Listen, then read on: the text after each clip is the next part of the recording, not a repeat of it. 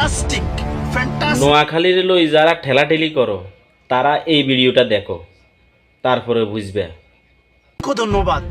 This is Noakhali. এটা লাই মানুষে হদে হদে নোয়াখালী জেকে যায় একে অনের মতো জ্বলে এনে নহয়। আজি তোমার আর কিছু ঘটনা হইও, এই ঘটনা কিন্তু দেখিলে আসলে তোমার তো অবাক হয়ে যাবে তোমারা আসলে নোয়াখালী কি পারে এবং কি নোয়াখালী কি দেখাইতে পারে। তো কথা কিন্তু মন দিউন্য ভিডিও যদি ভালো লাগে লাইক করিবে, কমেন্ট করিবে, শেয়ার করিবে।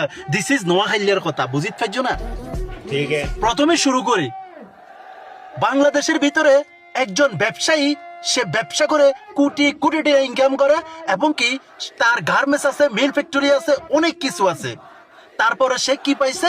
একটা সিআইপি কার্ড পাইছে, সিআইপি সম্মাননা পদক পাইছে। তার নাম হই দে অনন্ত জলিল। বাংলাদেশের বুকে নাম করে গিয়ে অনন্ত জলিল।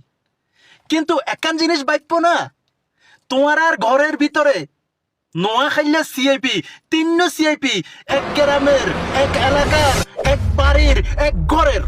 মারে মা, সারা বাংলাদেশ তো এত ওই জায়গায় তোমার আর লইয়ে রে। আসলে তোমরা সেরা, তোমরা সেরা, নোয়াখালীর সেরা।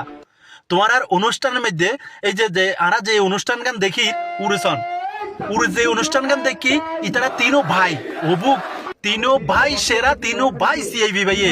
একজন সিআইপি গিয়া পাইরে সম্মাননা পাইরে ইবে যে অবস্থা পুরো বাংলাদেশ করে বড় গিয়ে গই। আর অথচ নোয়াখালীর বুকে এক ঘরের ভিতরে তিন সিআইপি। মাশাআল্লাহ, দোয়া ও ভালোবাসা রইল তোমার জন্য, যারা নোয়াখালীর পিছে লাগাও তাদের জন্য।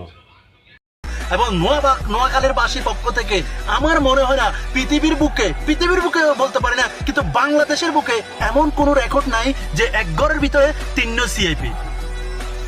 বুঝতে পারছো না তোমারা কথা? তো বিয়াগম বালা থেকে ভিডিও লাইক কমেন্ট শেয়ার করে তোমার ভাই বন্ধুর কাছে পৌঁছাই দিবে। ইবে তোমার আর গর্ব, মানে যেবে সিআইপি ভাইয়ে এই মোস্তফা হাজরা ফাউন্ডেশনের ইবে তোমার গর্ব, মানে সারা বাংলাদেশের গর্ব। তো বেগম বালা থেকে আসসালামু আলাইকুম।